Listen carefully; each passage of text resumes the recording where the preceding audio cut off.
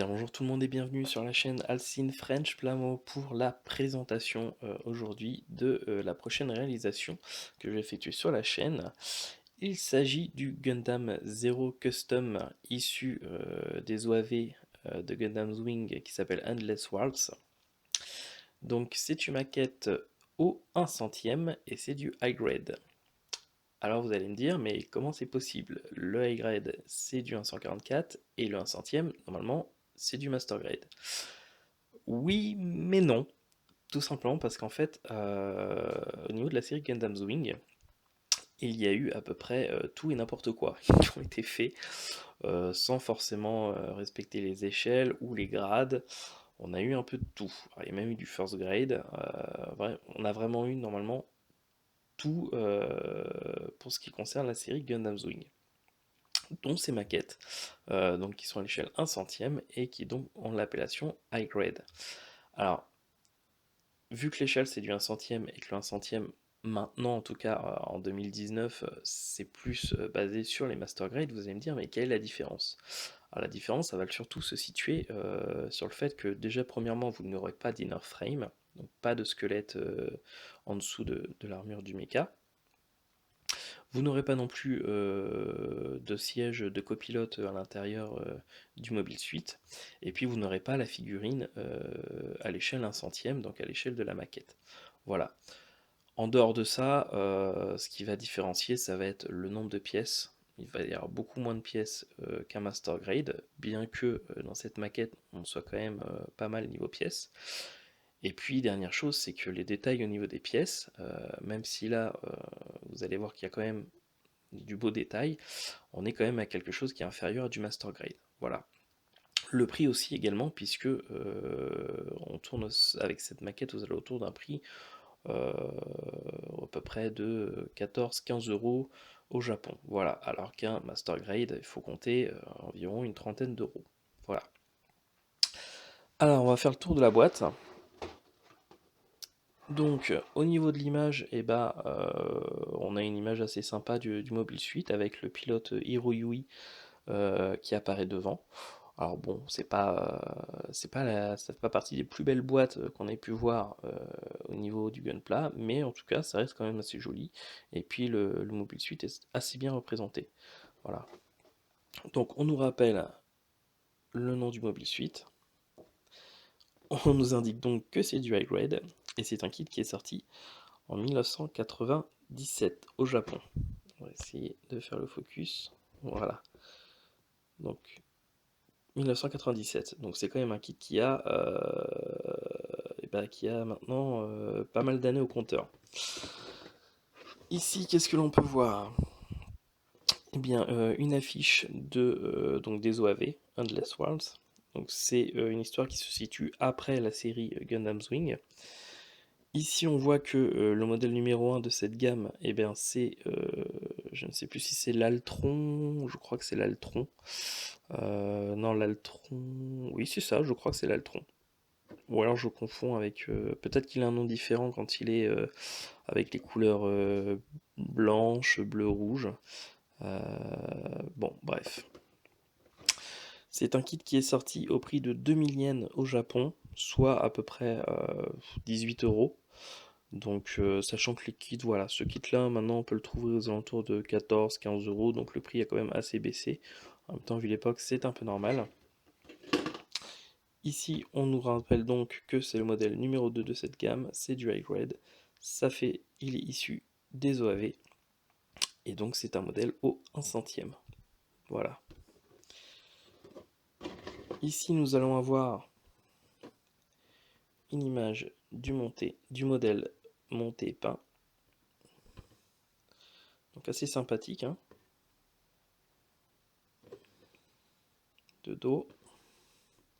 Ici, on nous montre qu'on peut lui fermer les ailes, donc le recouvrir entièrement avec les ailes. Ici, on voit une image avec son arme, quelques détails du visage. Et puis, nous avons une figurine qui est fournie avec ce kit, donc de Hiroyui. Mais c'est une figurine qui est bien... Voilà, j'arrive pas à faire le focus. Voilà, c'est une figurine qui est bien plus grande que l'échelle 1 centième. Elle n'est pas du tout raccord avec l'échelle du mecha.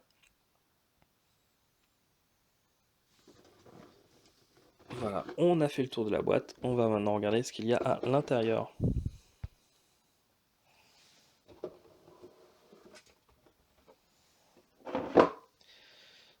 Alors comme je vous disais, on a en fait une figurine qui est vraiment très belle et très grande et qui sent très très fort aussi.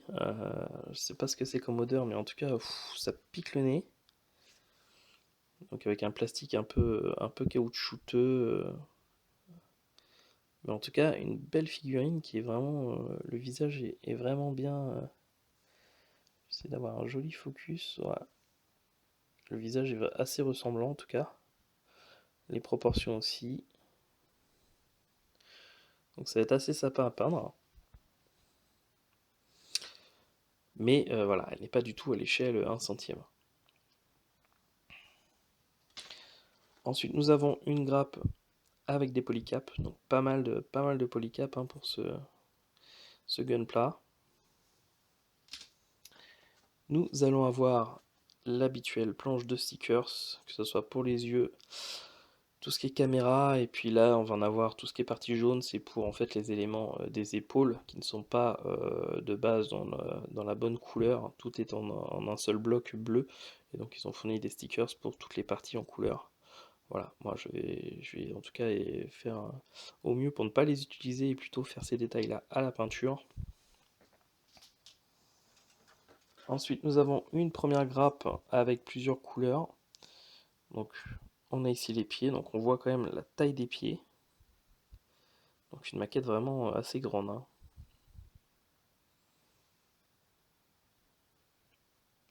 Donc, évidemment, je vous rappelle que c'est une maquette qui date de 1997. Donc, toutes les pièces, jambes, bras, tête, torse, tout est en deux parties, évidemment, donc à assembler. Ici, on a le V fine, la jupe arrière. Donc je vais vous montrer quand même qu'on a, même si c'est dual grade au 1 centième, on a quand même des détails assez sympathiques. En tout cas, il y a du détail, c'est pas des maquettes au 1 centième vraiment toutes plates. Là on a les éléments du torse, les éléments des épaules. Donc on a des lignes de structure. Donc les détails y sont malgré tout, hein.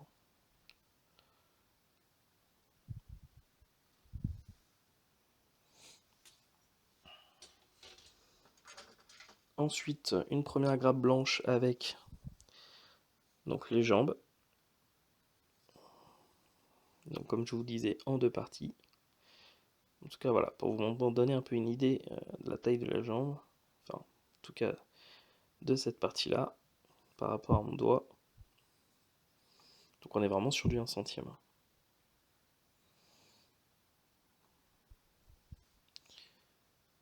Voilà, là on a la tête. Donc la tête en deux parties. Après, je pense qu'il y a des éléments des épaules, des bras. Ah, ça c'est des parties des épaules. Ici, ça doit être des parties des cuisses, ici. Des éléments de la jupe avant.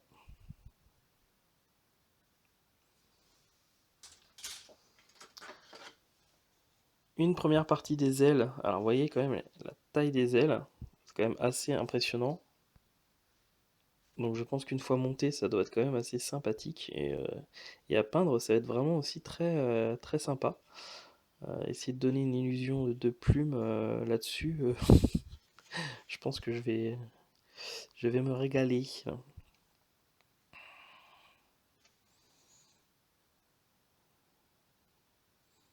En tout cas, comme d'habitude, un beau moulage hein, avec Bandai.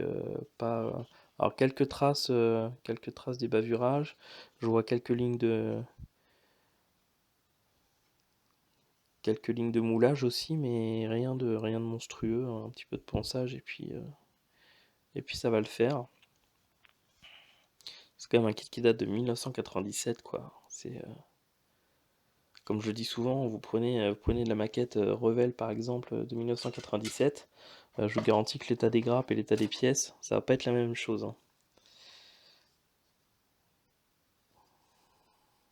D'autres éléments des ailes. Je pense que là c'est le dessus des pieds. C'est éléments du bassin. Donc vous voyez évidemment aucun élément mécanique puisqu'il n'y a pas d'inner frame sur ce kit. On reste vraiment sur une base de ce qu'on peut trouver sur du A-grade en 144, sauf que là, bah, évidemment, vous avez tout en plus grand. Voilà encore des éléments des ailes.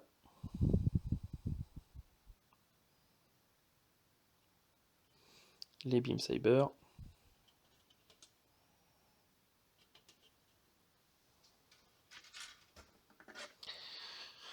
Toujours les ailes. En fait, il y a plus d'ailes. Sur ce modèle, il y a plus d'ailes que d'armure. Donc bon, bah, c'est bien, on va faire de l'aile.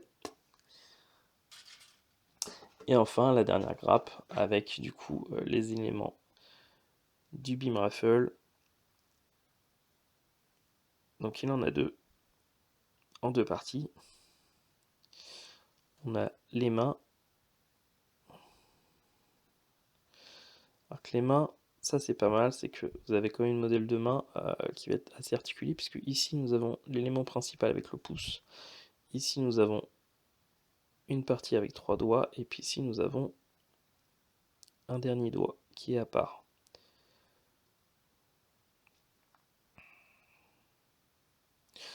Voilà, donc on a fait le tour des grappes. Donc pas plus de grappes finalement que sur du high grade ou un 144, hein. Juste des pièces finalement beaucoup plus grandes. On a cette partie pour le... je ne sais plus comment ça s'appelle, en gros c'est la partie centrale, hein, qui est là. Donc là ils nous l'ont rajouté vraiment en volume, donc ça c'est vraiment pas mal. Ça va m'éviter d'avoir à demander à mon ami Yvan West-Laurence de me donner des petits cabochons. En tout cas c'est vraiment... Non, c'est chouette. Et en plus il est assez beau, il n'y a pas de rayures, pas de quoi que ce soit. Sympa. Et puis on finit avec du coup le guide de montage. Façon Real Grade ou façon Master Grade. Donc en tout cas pas un qui se déplie. On a une vue qui est vraiment pas mal du modèle monté et peint assez joliment en tout cas. Et qui donne vraiment... Bah, écoutez franchement voilà. Ça fait, au final ça fait une belle maquette à l'échelle 1 centième quand même, hein. Donc c'est des kits assez cool qui sont quand même bien détaillés et qui sont vraiment pas très chers. Ici nous avons une première page avec des croquis. Ici nous avons l'inventaire de nos grappes. A priori, je ne vois pas de X, donc pas de pièces, je pense, à récupérer. Au niveau du montage, on commence par les jambes, puis les pieds, le haut des cuisses, on assemble tout. Ensuite, on attaque les épaules, le haut des bras, le bras en lui-même, les poings.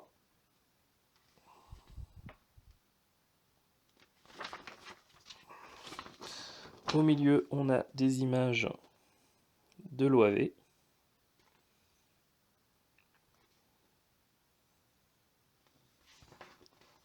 Ici, des images du modèle toujours monté et peint dans différentes poses.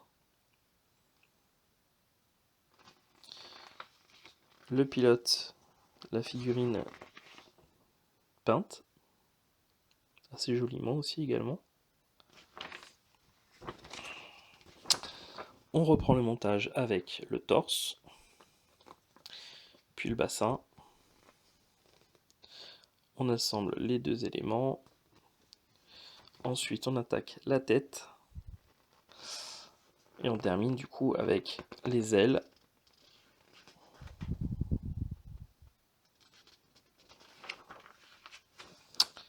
Les beam rifles. Et puis on assemble le tout. Voilà. Avec les différentes possibilités qu'on peut faire au niveau des ailes, a priori. Et on termine du coup avec la même image du modèle de face, mais cette fois de dos. Et puis le guide des peintures. Voilà. Donc pas de transformation pour ce modèle, et en même temps je crois, alors je ne l'ai plus forcément trop en tête, mais je crois pas que dans l'OAV ce modèle se transforme. Il ne me semble pas, non, je ne crois pas qu'il se transforme, donc sûrement pour ça qu'il n'y a pas de modèle de transformation. En espérant ne pas dire de bêtises, voilà. Donc un kit que je vais tout de suite attamer, hein. Je viens juste de terminer la vidéo review de Goldorak. Donc comme vous voyez, j'enchaîne directement.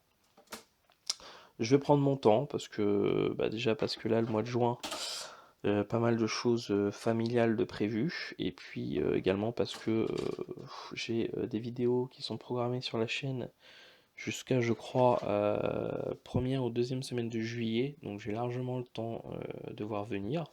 Et puis voilà, je vais baisser un petit peu le rythme. Il faut aussi que je m'attaque au projet pour le GBWC 2020. J'ai déjà mon idée en tête. Normalement, j'ai tout ce qu'il me faut au niveau matériel, etc. Donc, j'ai plus qu'à m'y mettre. Voilà, faut juste que je trouve la motivation de le faire. On va dire que cette année, je le fais, je le fais plus parce qu'en fait, juste pour compléter la petite médaille que je trouve vraiment très sympa, et que, étant donné que j'en ai déjà deux, ça serait quand même con que je m'arrête là. Mais voilà, je vais pas m'embêter comme j'ai pu le faire les deux autres années. Euh, je me suis fait une certaine idée sur le sujet, donc bref. Je le ferai histoire de participer, et puis histoire de me faire un petit diorama, c'est sympa. Et puis voilà, ça s'arrête là. Je vous dis à très bientôt pour une prochaine vidéo qui sera, donc je l'espère, la review de ce modèle. D'abord monté, et puis enfin monté et peint. Voilà, à très bientôt.